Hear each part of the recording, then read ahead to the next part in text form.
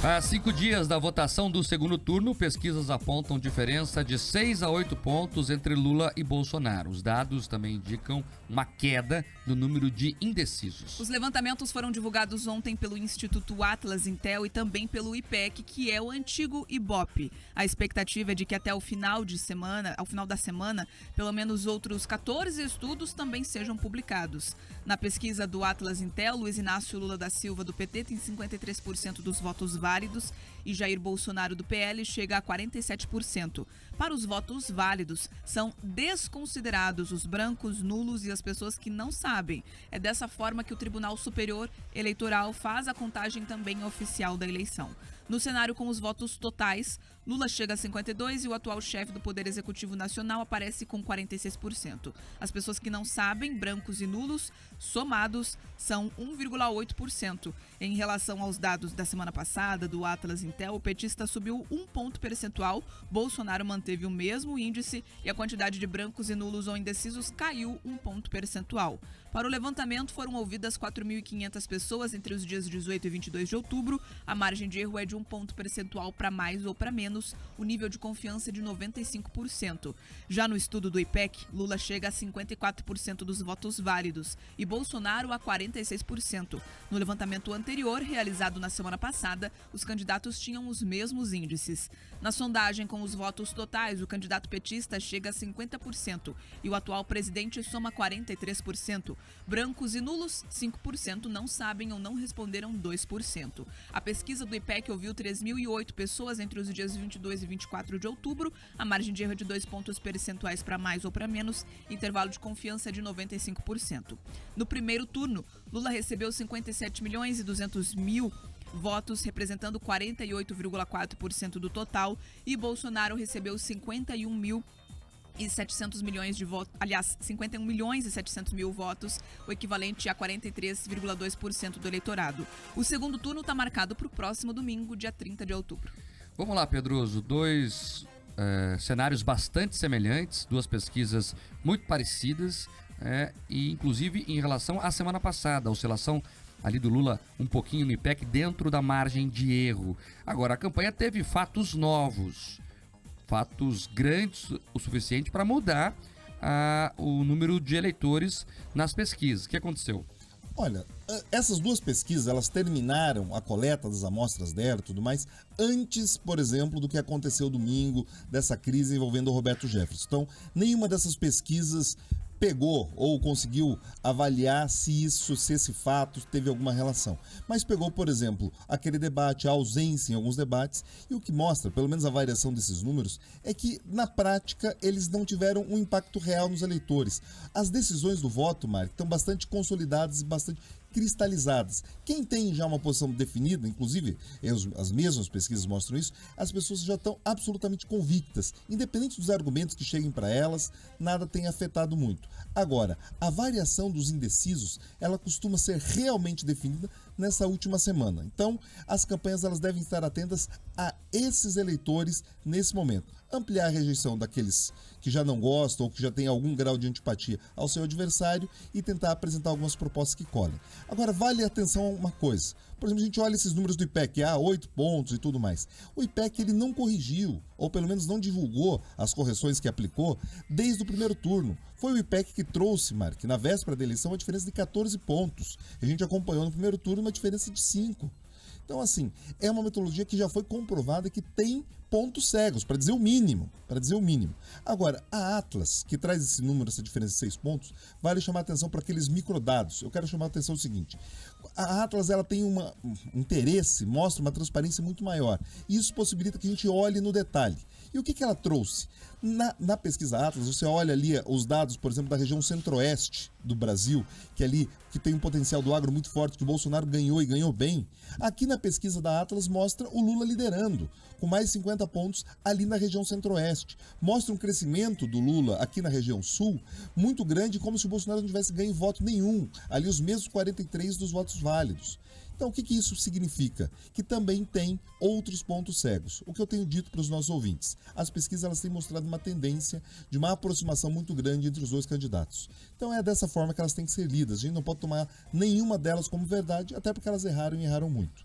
Então, o que a gente deve olhar é, a campanha está absolutamente apertada, esses fatos que alguns tratam como, olha, vai resolver a campanha, não resolveram. O que vai acontecer é o grau de informação para os ouvintes, para as pessoas, para os eleitores, Mark. E sobre fatos que podem resolver ou não as campanhas, o presidente do TSE, ministro Alexandre de Moraes, determinou que a campanha do presidente do PL e candidato à reeleição Jair Bolsonaro apresente em 24 horas provas da acusação de que houve fraudes nas inserções da campanha do ex-presidente Lula em emissoras de rádio. Segundo Moraes, os fatos narrados na petição inicial não foram acompanhados de qualquer prova ou documento, limitando-se ao representante a juntar o suposto material da denúncia. Então, o Moraes pediu aí que se apresentem os relatórios de empresas privadas que fizeram uma auditoria nas inserções de rádio, principalmente da região Nordeste,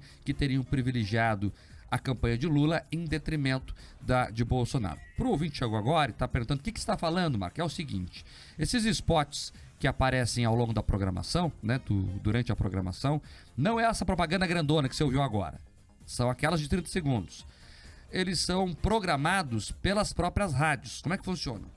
As campanhas colocam num sistema do TSE, um pool, a gente chama de repositório. Então fica lá o repositório, a rádio tem um sistema, ela loga nesse repositório, baixa lá o arquivo como se fosse download mesmo. Olha, esse aqui é do Bolsonaro, esse aqui é do Lula. E ela vai programando esses spots de acordo com o plano de mídia de cada um. Então os dois, em tese, no segundo turno tem o mesmo tempo, a não ser quando tem direito de resposta e tal, mas ela programa, ó, agora é do Bolsonaro, agora é do Lula, ao longo do dia. O que a campanha do presidente Jair Bolsonaro está dizendo? Que as rádios, principalmente lá na Bahia e outras regiões do Nordeste, colocavam muito mais propagandas, muito mais spots do Lula e muito pouco do Bolsonaro. E aí fizeram um estudo privado, né? Tem empresas no mercado que fazem isso já normalmente para as empresas que fazem mídia, né? A Coca-Cola, por exemplo, quando ela anuncia, ela tem essa empresa que, ó, Jovem Pan publicou ou não o meu anúncio, né? As outras rádios publicaram ou não o meu anúncio, né? A Unilever, enfim, essas empresas grandes, elas fazem essa auditoria para saber se o que ela está pagando está sendo transmitido. Simples assim. Então, essas mesmas empresas teriam feito esse estudo para a campanha do presidente Jair Bolsonaro e teriam constatado aí que muitos spots do presidente não teriam sido veiculados, né? A campanha, inclusive, fala ali em números altos. Estou tentando achar aqui, Pedro. Não sei se você tem fácil aí. Mas mais de 1000, né? Mais de 1000 inserções não teriam sido veiculados. Enfim, é um fato grave, né, que mostra a disparidade de armas entre as campanhas, se for comprovado. O Alexandre de Moraes deu 24 horas para a campanha de Jair Bolsonaro comprovar isso. Agora, a grande questão é o seguinte, Pedroso, é muita inserção que em tese não foi publicada. Não sei nem se daria tempo de fazer isso. Tem uma conta aqui do Fábio Weigarten, que é um dos coordenadores de campanha do presidente Jair Bolsonaro, que se colocar todos os spots como se fosse uma única rádio, todos os spots do Bolsonaro não veiculados, daria 54 horas de programação, né? Claro, foram em várias rádios, estou fazendo uma conta aqui só para você entender o tamanho do que o Bolsonaro reclama do que foi prejudicado. Então, vamos acompanhar, Pedroso, para ver como é que isso se dá na prática. Olha, se isso se confirmar, Mark, realmente nós estaremos acompanhando dos maiores movimentos de interferência na intenção dos eleitores. Porque esses spots, eles acabam tendo um papel absolutamente estratégico nas campanhas. Porque nesse momento que as pessoas estão, de fato, acompanhando a programação, escutando sua rádio preferida, acompanhando o que elas querem ouvir, diferente desse horário eleitoral, como você citou, que as pessoas às vezes mudam, tiram do rádio, não escutam, porque é um bloco grande, é fácil você sair da programação. Agora, essas pequenas inserções, elas acabam ali entrando justamente junto com aquilo que a pessoa quer de fato escutar. Então, se você não colocou, se você deixou um candidato, realmente eles falam, né? Eu li a proporção que eles falam, olha, era algo entre 8-1, 8-2. Então, você realmente não garantiu que aqueles eleitores fossem informados sobre as propostas. Alguns eleitores não chegaram a receber o material apropriado. E se caso se confirme, Mark, eu acho que a Justiça Eleitoral vai estar diante de um dos maiores indícios de manipulação e interferência nas eleições. Realmente, a denúncia é muito grave. Então, assim, se eles não conseguirem comprovar, também é grave você trazer uma denúncia como essa sem as devidas provas. Então, é importante que seja efetivamente provado, e se caso seja provado, vai ter que realmente pensar em alguma solução de contemporizar isso, porque é notável que tenha acontecido justamente na região em que você teve um pior desempenho do candidato a presidente da República. Então, você começa a ter, inclusive, uma justificativa causal para esse tipo de fenômeno que realmente pode ter interferido, ter mudado parte do jogo, inclusive desde o primeiro turno. Eles estão falando do segundo turno. Se eles fazem uma estimativa que, caso conseguisse avaliar ou projetar isso no primeiro turno, os números seriam ainda maiores. Agora, Pedroso, eu trabalho em rádio há muito tempo, né? Desde que saí da faculdade. Aliás, antes da faculdade, já fazia estágio em rádio. É uma questão difícil de comprovar. Porque, veja, você vai ter que pegar, a gente chama de censura, que tudo que a rádio veicula fica lá registrado num arquivo por um determinado tempo. Então você tem que pegar as 24 horas de todos os dias, de todas as rádios, e fazer a métrica numa auditoria para comprovar que a rádio realmente não veiculou aquilo. Como é que funciona no mercado? No mercado essas empresas já têm tanta credibilidade que não há discussão. Ó, a empresa falou que não veiculou. A rádio não discute geralmente já. Não, vou te dar uma bonificação aqui, vou veicular agora, vou te dar em dobro e se acerta. Agora, numa questão jurídica, né, de um tribunal que precisa fazer prova, eu estou pensando aqui como é que vai se comprovar isso, de verdade mesmo.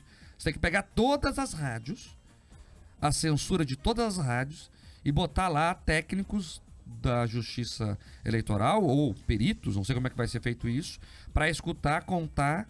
Então é um trabalho de Hércules, eu não sei como é que vai ser feito isso. Olha, mas precisa ser feito, né? De alguma forma, ou algum tipo de entendimento. Mas agora é grave, né? Você ter realmente a possibilidade desse tipo de manipulação. Então, inclusive, no futuro, a Justiça Eleitoral vai ter que pensar como organizar melhor esse tipo de formato, porque se teve a denúncia nesse momento, a gente pode imaginar que em outros momentos, em outros pleitos, coisas parecidas podem ter acontecido. É isso, e prova mais uma vez o que nós dizíamos aqui. Muita gente falava o seguinte, Bia, não, agora é campanha na internet, é a campanha na internet que vale, é impulsionamento que vale. E não é bem assim. Você veja que esse fato, inclusive, segundo a campanha do presidente Jair Bolsonaro, pode ter mudado as eleições. E está justamente no fato de veiculações de rádio. A gente sempre disse aqui, o que dá clima de campanha é rádio e TV, e isso se comprovando mais uma vez. Agora, 7 horas e 31 minutos.